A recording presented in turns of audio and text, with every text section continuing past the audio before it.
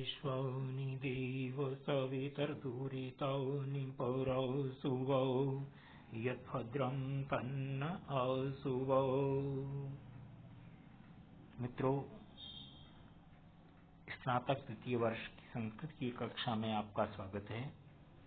हम सब अभिज्ञान शाकुंतल पढ़ रहे हैं और उसका प्रथम अंक प्रारंभ किया है, जिसकी प्रस्तावना के रूप में अपन 3 श्लोक पढ़ चुके हैं। चौथा और 5वां आज पढ़ रहे हैं और इसके साथ प्रस्तावना समाप्त होगी। यहाँ तक जो पढ़ा था, सूत्रधार और नटी आपस में बात कर रहे थे और सूत्रधार ने कहा था कि इस समय पर ये ग्रीष्म ऋतु अभी अभी शुरू हुई है, इसलिए अच्छा है कि इस परिषद के कानों को आनंदित करने वाला कोई इससे ही मिलता हुआ राग आप सुनाएं। तो नटी वो गीत सुनाती है। नटी तथा इति गायति ईसच्चुम्बितानि भ्रमरैः कुसुकुमार केसर शिखानि अवतंसयन्ति दयमानाः प्रमदाः शिरीष कुष्मानि। सूत्रधार आर्ये साधुगीतम अहो रागबद्ध चित्तवृत्तिरालिखत इवर सर्वतो रंगः तद इदानीं कथमत् प्रकरणम् आश्रित्य एनम् आराधयामः।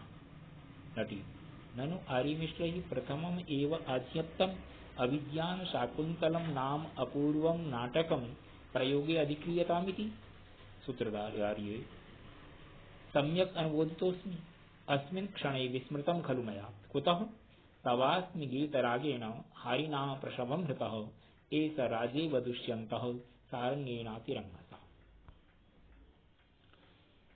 नटी ठीक है, आप जैसा कहते हैं वैसे ही, ऐसा कहकर के वो गाती है और वो जो गा रही है ये आर्यागीति छंद है।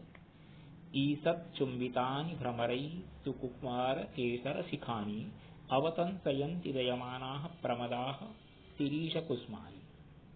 ईसत् ईसत् थोड़ा थोड़ा, चुम्बितानि जिनका रस चूस लिया गया है, भ्रमरई भौरों के द्वारा, सुकुमार केसर शिखानी बहुत कोमल केसर की शिखाओं को।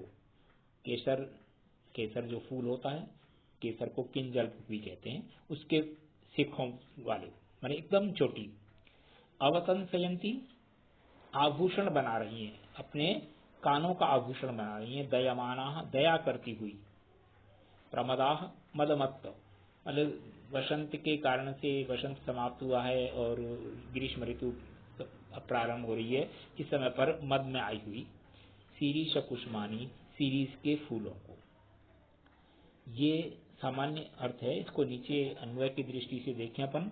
प्रमदाह दयमानाः सत्यः भ्रमरैः ईसत् ईसत् चुम्बितानि सुकुमार केसर शिखानि शिरीष कुष्मानि अवतंसयन्ति। प्रमदाह महिलाएं, जो मदमस्त हुई महिलाएं हैं, तरुणियां हैं, स्त्रियां, वे दयमाना सत्य दया करती हुई, यानी इस बात की दया करती थी कि अचानक कहीं हमसे कोई ज्यादा डाली और वो न टूट जाए, केवल उतना सा ही जितना हमें लगाना है अपने फूल में वही टूटे, ऐसा। भ्रमरई भौरों के द्वारा, ईसत ईसत चुम्बितानी थोड़ा थोड़ा जिनका चुम्बन कर लिया गया है, रस चूस लिया गया है, ऐसे सुकुमार केसर शिखानी बहुत कोमल कोमल जो केसर के शिखा हैं, चोटी है, उनको बहुत ज्यादा ही कोमल, उनको जो है ना अपने आभूषणों की दृष्टि से शिरीष कुष्मानी, शिरीष के फूलों को, अवतंसयंती चुन रही हैं, अर्थात अपने आभूषणों में लगा रही हैं, उनको आभूषण बनाएंगी। इस तरह से ये गीत उसने गाया है। सूत्रधार इस गीत को सुनकर के कहता है, आर्य साधुगीतम बहुत अच्छा गाया है, बहुत अच्छा। ओहो इतना अच्छा, रागबद्ध चित्त वृत्ति आलिखत इव सर्वतो रंगा।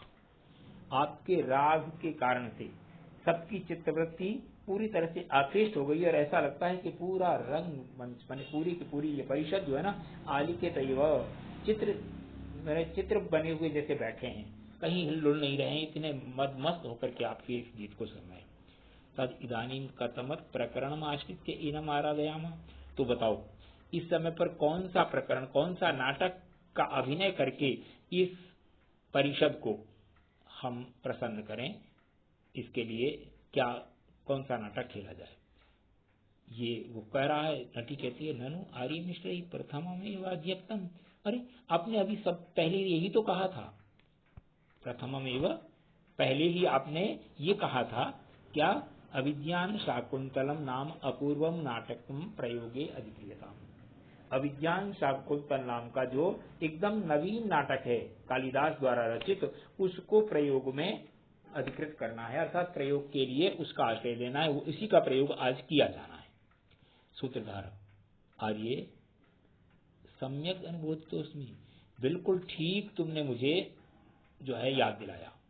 अस्मिन् क्षणे विस्मृतम खलु मया, मैं तो इस समय पर भूल ही गया था। क्यों भूल गया था? इस दृष्टि से कि तुम्हारा जो राग था ना, गीत था, उसमें इतना मदमस्त हो गया, उसको सुनने में इतना आकृष्ट हो गया कि मुझे ध्यान ही नहीं रहा। तवास्मि गीत रागेण हारिना प्रशवम हृतः एस राजे वदुष्यंत सारंगे नातिरंगश। इस श्लोक के माध्यम से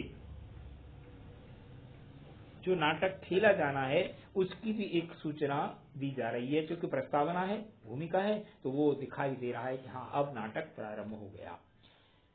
तवास्मि गीत रागेन, तुम्हारे गीत के राग में आकृष्ट होकर के, हारिना आहरण करने वाले, मनोहारी गीत के द्वारा, प्रसवम बलपूर्वक कृत, मैं आकृष्ट कर लिया गया हूँ। कैसे? एस राजे व दुष्यंत, एक राजा दुष्यंत इव, इस राजा दुष्यंत की तरह। दुष्यंत को किसने कैसे खींचा?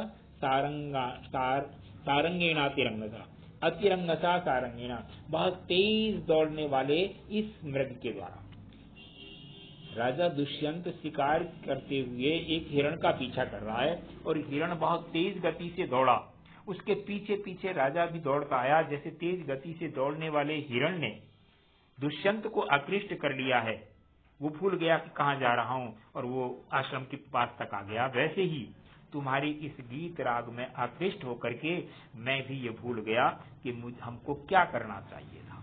तुमने बहुत ठीक समय पर याद दिलाया कि हम अभिज्ञान शाकुंतल का अभिनय करेंगे। इस श्लोक को अन्वय की दृष्टि से एक बार और देख लेते हैं। हारिना तव गीत रागेन अतिरंगसा हारिना सारंगेन एस राजा दुष्यंत इव प्रसवम मृतः।